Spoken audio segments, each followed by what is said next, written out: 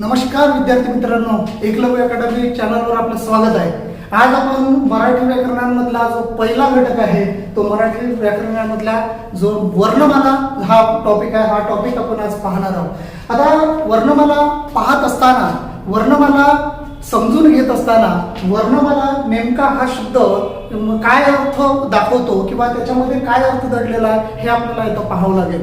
आता जसं इथे सांगितलं आहे की वर्णमाला हा शब्द घेतला तर त्यावेळेस वर्णमाला या शब्दांमध्ये एक काही अर्थ दडलेला आहे जो आपल्याला इथं पाहायचा आहे। वर्णचाच अर्थ होतो रंग, वर्णचाच अर्थ होतो रंग आणि मालाचाच अर्थ होतो गुंफण, म्हणजेच रंगाच्या माध्यमातून अक्षरांची केलेली गुंफण, रंगाच्या माध्यमातून अक्षरांची केले गेलेले गुंफण यालाच वर्णमाला असे म्हटले जाते। परंतु काही लेखकांनी या बाबतीत बरेच आपले विचार व्यक्त केलेले आहे की जसं वर्णमालेची जी सुरुवात आहे ते वर्णमालेची सुरुवात ही अ पासून होते तर वर्णमालेचा शेवट हा मात्र इथं ळ पर्यंत आपल्याला इथं दिसतो। म्हणजे सांगण्याचा उद्देश हा की या वर्णमालेमध्ये आपल्याला काय काय गोष्टी पाहावं लागेल किंवा एखाद्या शब्द ज्यावेळेस दिला गेलेला आहे किंवा अक्षर ज्यावेळेस एखादं दिलं गेलेलं आहे तर त्याच्यामध्ये त्याची नेमकी सुरुवात ही कुठून होते या सगळ्या गोष्टीचा अभ्यास आपल्याला वर्णमालेमध्ये इथे पाहायचा आहे। आता जसं इथे सांगितलं आहे की अ या वर्णांपासून वर्णमालेची सुरुवात होते, म्हणजेच अ या वर्णाला आपण आद्य वर्ण असे म्हणू शकतो। आद्य वर्ण असे म्हणू शकतो म्हणजे ज्याची सुरुवात वर्णमालेची जी सुरुवात आहे हे अ पासून होते। त्यानंतर इथं जसं इथं शेवट हा ळ पर्यंत याची शेवट होते, म्हणजेच ळ हा वर्ण हा अंत्यवर्ण मानला जातो। अंत्यवर्ण म्हणजेच अ या वर्णाला आद्यवर्ण असे म्हणतात तर ळ या वर्णाला अंत्यवर्ण असे सुद्धा म्हटलं जाते। परंतु वर्णमालेच्या बाबतीत जर आपण इथं पाहिलं तर शास्त्रीय वर्णमालेमध्ये एकूण 48 वर्णांचा समावेश होतो। एकूण 48 वर्णांचा समावेश होतो शास्त्रीय वर्णमालेमध्ये। जर आपण इथं 6/11/2009 नियमानुसार जर आपण इथं पाहिलं तर वर्णमालेमध्ये एकूण 50 वर्णांचा समावेश केला गेलेला आहे। 50 वर्णांचा समावेश केला जातो आणि आधुनिक वर्णमालेमध्ये जर आपण वर्णांची संख्या जर पाहिली तर वर्णांची संख्या आपल्याला 52 ही मिळते। किती? 52। म्हणजेच सांगण्याचा दृष्टिकोन हा की या पद्धतीने सुद्धा प्रश्न केले जातात की शास्त्रीय वर्णमालेमध्ये एकूण किती वर्ण दिलेले आहेत तर एकूण 48 वर्ण। त्यानंतर इथं GR नुसार 6/11/2009 GR नुसार हे 50 वर्ण हे वर्णमालेमध्ये दिसतात। त्यानंतर आधुनिक वर्णमालेमध्ये जर आपण इथं पाहिलं तर 52 वर्णांचा समावेश याच्यामध्ये केला जातो। त्यानंतर सोबतच आपण इथं जर पाहिलं तर 48 होते, मग त्यानंतर क्ष आणि ज्ञ हे संयुक्त व्यंजन आहे। मग श्री क्ष आणि ज्ञ हे संयुक्त व्यंजन आहे तर संयुक्त व्यंजन म्हणजेच काय तर दोन व्यंजनांपासून जो व्यंजन तयार होतो किंवा 2 किंवा 3 व्यंजनांपासून जो व्यंजन तयार होतो त्याला आपण संयुक्त व्यंजन असे म्हणतो। वर्णमालेमध्ये 2 संयुक्त व्यंजन दिलेले आहे। मग संयुक्त व्यंजन जे दिलं गेलं आहे लक्षात घ्या, संयुक्त व्यंजन म्हटलं आहे मी संयुक्त व्यंजन। मग संयुक्त व्यंजनाची व्याख्या आपल्याला सरळ स्वरूपामध्ये भेटते की जर 2 व्यंजनांपासून किंवा 2 किंवा 3 व्यंजनांपासून जो व्यंजन तयार होतो त्याला संयुक्त व्यंजन असे म्हटले जाते। आणि या संयुक्त व्यंजनाचा समावेश जसे 2 व्यंजन संयुक्त व्यंजन घेतले आहे तर या 2 व्यंजनांचा समावेश हा सबनीस यांनी वर्णमालेमध्ये केला गेलेला आहे। सबनीस यांनी क्ष आणि ज्ञ या संयुक्त व्यंजनांचा समावेश वर्णमालेमध्ये केला, म्हणून टोटली आपल्याला वर्णमालेची जी संख्या दिसली ही 50 संख्या आपल्याला इथं दिसली। त्यानंतर इथं जर आपण इथं पाहिलं तर 52 वर्ण इथं दिसले, तर जसं इथं सांगितलं आहे की 52 वर्ण, तर त्यानंतर जसं आपण इथं पाहिलं की आपल्याला वर्णमालेमध्ये दिसतात ॲ आणि अ हे 2 जे स्वर दिलेले आहे, हे 2 जे नवे स्वर दिलेले आहे हे इंग्रजी भाषेच्या संपर्काच्या माध्यमातून आले। मग इंग्रजी भाषेच्या संपर्काच्या माध्यमातून ॲ आणि अ यांचा समावेश प्राध्यापक अरविंद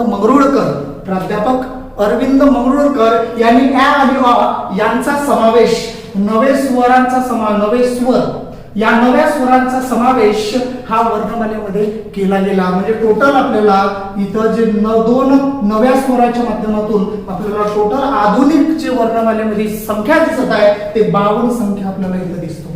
त्यानंतर सोबतच जर आपण इथं पाहिलं तर बऱ्याच गोष्टी एखाद्या टॉपिक शिकत असताना एखाद्या घटकांवरून जर 10 गोष्टी आपल्याला शिकायला मिळत असेल तर ती गोष्ट आधी करा. ती गोष्ट आधी केली पाहिजे, कारण की एका गोष्टीवरून आपल्याला 10 गोष्टी शिकायला मिळते. आता जसं इथं सांगितलं आहे की वर्णमाला हा सगळ्यात महत्वाचा भाग मराठी व्याकरणामध्ये. ज्या व्याकरणाची जी सुरुवात होते ती व्याकरणाची सुरुवात ही वर्णमालेमध्ये होते. जसं इथे एखादा कोणताही टॉपिक ज्यावेळेस घेतो आपण किंवा हाताळतो तर त्यावेळेस त्याचा सारांश हा पाहणं गरजेचं आहे. सारांश म्हणजे त्याचा संपूर्ण आढावा, नेमका आपल्याला त्या घटकांमध्ये काय बघायचं आहे, काय आपल्याला अभ्यासायचं आहे. जर त्याची रूपरेषा जर आपल्याला कळली तर निश्चितच आपण त्याच्यातून आपल्याला काहीतरी गोष्टी शिकायला मिळत असते. तेव्हा तो पूर्ण घटक आपल्याला समजून येतो की याच्यामध्ये नेमकं काय दडलेलं आहे. जसं इथं सांगितलं आहे की वर्णमालेपासून सुरुवात होते. जो टॉपिक दिलेला आहे, जो वर्णमाला जो दिलेला आहे, या वर्णमालेमध्ये एकूण 6 घटकांचा समावेश होतो. या 6 घटकांचा अभ्यास आपल्याला इथं करायचा आहे आणि या 6 घटक मिळून हा वर्णमाला हा भाग तयार झाला. तर मग या 6 घटकांना मिळून तयार झाला तर या 6 घटक हे कोणते, तर पहिलं बघा, एक आहे वर्णमाला, दुसरा आहे वर्णाचे प्रकार, त्यानंतर अनुस्वाराच्या ठिकाणी अनुनासिकेचा उपयोग, त्यानंतर शब्दांची फोड, त्यानंतर वर्णाचे उच्चारस्थान, त्यानंतर अकार विल्लेक्रम, अकार विल्लेक्रम. म्हणजे एवढे घटक मिळून हा वर्णमाला हा भाग तयार झालेला आहे. वर्णमाला भाग हा तयार झाला आहे. आता जसं इथं पाहिलं की आपल्याला याच्यामध्ये काय काय गोष्टी आपल्याला शिकायला मिळेल. जसं आपण जर पाहिलं की याच्यामध्ये आपण घेतलाय की अ या वर्णाला वर्णमालेमध्ये आद्यवर्ण असे म्हटलं, त्यानंतर अ या वर्णाला आपण अंत्यवर्ण असे म्हटलं, त्याची शेवट इथं होतो म्हणून त्याला आपण अंत्यवर्ण असे म्हटलं. त्यानंतर वर्णाच्या माध्यमातून म्हणजे जे वर्ण दिले गेलेले आहे अ पासून तर अ पर्यंत, आता इथे लक्षात घ्या की जसं मी इथं सांगितलं अ पासून तर अ पर्यंत ज्या क्रमवारीला, अ पासून तर अ पर्यंतच्या क्रमवारीला मुळाक्षरी असे सुद्धा म्हटलं जाते, किंवा अ किंवा अ पासून तर जे क्रमवारी दिलेली आहे त्याला विल्लेक्रम असे सुद्धा म्हटलं जाते, विल्लेक्रम. मग हे विल्लेक्रम जे दिले गेलेले आहे, जो याचा क्रम दिलेला असतो त्या क्रमवारीलाच आपण विल्लेक्रम असे म्हणतो. मग या अ पासून तर अ पर्यंतच्या विल्लेक्रम जे दिले गेले आहे त्याच्यामध्ये स्वरांचा समावेश होतो, त्यानंतर व्यंजनांचा समावेश होतो, त्यानंतर संयुक्त व्यंजनांचा समावेश होतो. ठीक आहे. तर बरेच घटक हे वर्णमालेमध्ये आपल्याला इथं दिसतात. त्यानंतर जसं इथं आपण पाहिलं की जे शास्त्रीय वर्णमालेमध्ये सुरुवातीला, शास्त्रीय वर्णमालेमध्ये सुरुवातीला जर आपण इथं पाहिलं तर जे स्वर दिलेले आहे, स्वर हे एकूण 12 होते.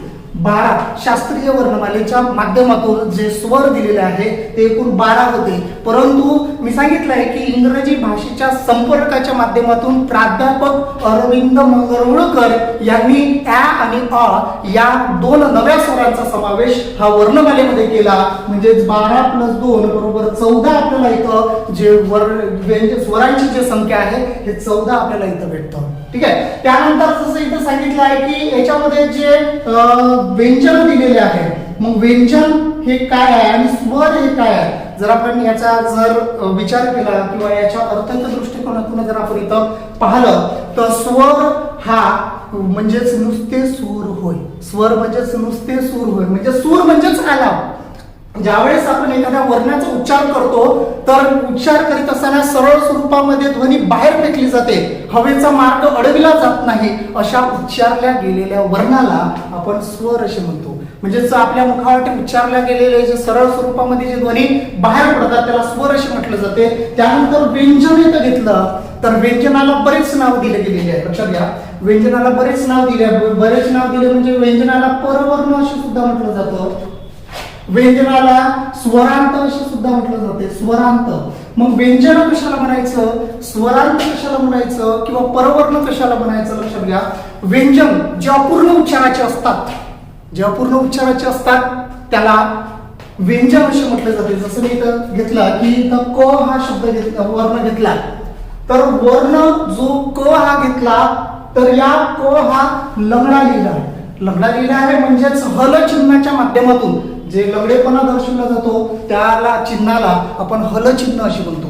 ज्या हल चिन्हाच्या माध्यमातून जो वर्ण दर्शविला जातो त्यालाच आपण व्यंजन असे म्हणतात. म्हणजेच व्यंजनाची व्याख्या आपल्याला भेटली जे अपूर्ण उच्चाराचे असते, ज्याचा उच्चार पूर्ण नसतो त्याला व्यंजन असे म्हटले जाते.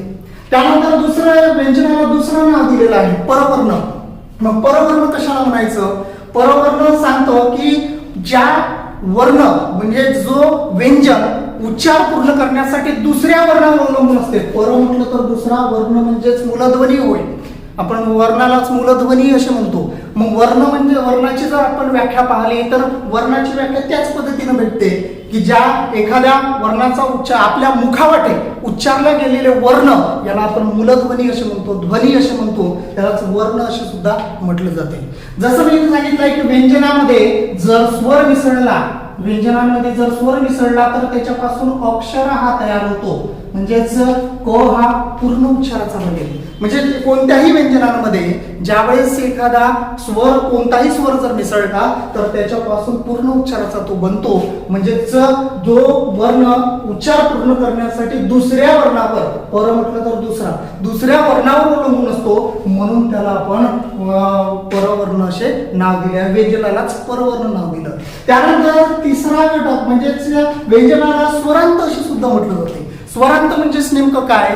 तर स्वरांत सांगतं की ज्यावेळेस एखाद्या व्यंजनांमध्ये ज्यावेळेस स्वर मिसळतो त्या अंत म्हणजे शेवटी, अंत म्हणजे शेवटी, म्हणजे स्वर हा त्याच्या शेवटी असतो. म्हणजेच स्वरांत म्हणजे ज्या व्यंजनाच्या शेवटी स्वर आहे म्हणून त्याला आपण व्यंजनाला स्वरांत हे सुद्धा नाव दिलं गेलेलं आहे. म्हणजेच आपल्याला इथं जे 34 व्यंजन होते आणि याच्यामध्ये जर दोन व्यंजन आपण जर मिसळले तर त्याच्यापासून टोटल आपल्याला बरोबर 36 जे व्यंजन दिलेले आहे हे व्यंजन आपल्याला याच्यामध्ये दिसतात. परंतु जे संयुक्त व्यंजन दिलेले आहे मी सांगितलं आताच की संयुक्त व्यंजन जे 2 किंवा 3 व्यंजनांपासून तयार होतात आणि यांचा समावेश वर्णमालेमध्ये सबनीस यांनी याचा समावेश केला गेलेला आहे वर्णमालेमध्ये. त्यानंतर आपल्याला बऱ्याच गोष्टी याच्यामध्ये पाहता येईल की एखादा घटक ज्यावेळेस तयार होतो तर त्यावेळेस बऱ्याच बाबींचा विचार आपल्याला करावा लागतो.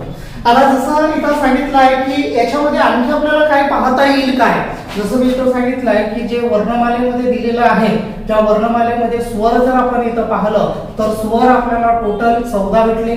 ठीक आहे. त्यानंतर नवे स्वर जर आपण पाहिला, नवे स्वर जर आपण इथं पाहिलं तर नवे स्वर आपल्याला भेटतात 2.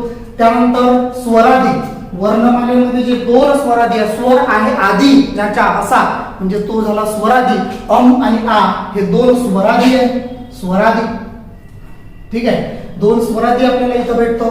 त्यानंतर इथं आणखी आपण जर इथं पाहिलं तर जे व्यंजनांपासून ज्याची सुरुवात होते हे व्यंजनाचे गट आहे. जे क चा गट, च चा गट, त चा गट, त चा गट आणि प चा गट, या गटांमध्ये जे गट दिले गेलेले आहे यांचे यालाच आपण वर्गीय व्यंजनांचे गट म्हणतो. आणि वर्गीय व्यंजनाचे जे गट आहे जे मुख्य आहे हे क, च, ट, त आणि प हे आपल्याला इथं दिसतात. त्यानंतर जसं आपण इथं पाहिलं की जसं इथं सांगितलं आहे की वर्गीय व्यंजनांचे गट, वर्गीय व्यंजनाचे गट.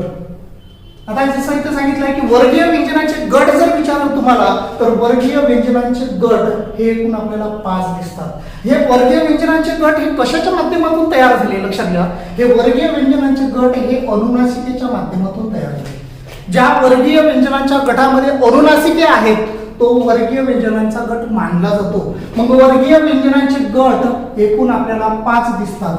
क चा गट, च चा गट, त चा गट, प चा गट, ट चा गट. ठीक आहे. इथे जे गट आपल्याला इथं भेटतात. मग त्यानंतर जसं आपण इथं सांगितलंय की वर्गीय व्यंजन, वर्गीय व्यंजने, वर्गीय व्यंजने नेमके काय आहे तर वर्गीय व्यंजने ज्या वर्ग गटामध्ये जेवढे काही व्यंजन दिलेले असेल जे अपूर्ण उच्चाराचे असतात, जे हल चिन्हाच्या माध्यमातून दर्शविले जातात ते व्यंजने जे वर्गगटामध्ये दिलेले आहे ते संपूर्ण जर आपण इथं पाहिलं तर 5 गटामध्ये 5 जे दिले गेलेले आहे वर्गीय व्यंजने आहे, म्हणजे टोटल वर्गीय व्यंजन आपल्याला भेटतात 25. त्यानंतर आपण इथं पाहिलं तर जे वर्गगटातच नाही, जे अजिबात वर्गगटामध्ये नाही त्या व्यंजनांना अवर्गीय व्यंजन अवर्गीय व्यंजने असे सुद्धा म्हटले जाते. मग अवर्गीय व्यंजने हे एकूण किती, तर हे एकूण आपल्याला भेटतात 9. पहा, य, र, ल, व, श, श, स, ह आणि ळ हे अवर्गीय व्यंजने आहेत. अवर्गीय व्यंजने आपल्याला इथं दिसतं. त्यानंतर जसं इथं पाहिलं की अवर्गीय व्यंजन या वर्गगटामध्ये नाही, कोणाच्या, तर अनुनासिकेच्या. जसं आपण इथं पाहिलं की अनुनासिके अनु म्हटलं तर सूक्ष्म, नासिक म्हणजेच नाक. ज्या व्यंजनाचा उच्चार करताना सूक्ष्म अशा प्रमाणात नाकावाटे ज्याचा उच्चार केला जातो, सूक्ष्म. अनु म्हटलं तर सूक्ष्म, नासिक म्हणजेच नाक. ज्या वर्णाचा उच्चार करताना, ज्या व्यंजनाचा उच्चार करताना सूक्ष्म अशा प्रमाणे नाकावाटे उच्चार केला जातो त्याला अनुनासिके असे म्हटले जाते. मग अनुनासिके हे एकूण आपल्याला इथं भेटतात 5. अनुनासिके लक्षात घ्या, अनुनासिकेला परस वर्ण असे सुद्धा म्हटले जाते. अनुनासिकेला परस्वर्ण का म्हणायचं, अनुनासिकेला परस्वर्ण का म्हटलं जातं, तर पर म्हटलं तर दुसरा, स म्हटलं तर सोबत, दुसऱ्या वर्णासोबत तो जोडून येतो. आता इथं पहा, जसं मी इथं सांगितलं हा शब्द की दंत हा शब्द आहे, दंत हा शब्द घेतला आणि या दंत या शब्दांमध्ये जो वर जे टिंबदेव आपल्याला दिसतो, आपण बऱ्याच जण आपण याला म्हणतात की टिंब, याला अनुस्वार असे म्हटले जाते. आणि जो अनुस्वार दिलेला, अनु म्हटलं जो सूक्ष्म आणि स्वार म्हणजे डोक्यावर स्वार असणे. मग डोक्यावर स्वार असणे, सूक्ष्म असा जो डोक्यावर स्वार असतो त्याला अनुस्वार असे म्हटले जाते. आणि त्याच्या समोर जो वर्ण दिलेला आहे तो, मग समोर जो तो वर्ण त दिलेला आहे, मग त या वर्गगटामध्ये अनुनासिक कोणता आहे, तर अनुनासिक आपल्याला भेटतो न.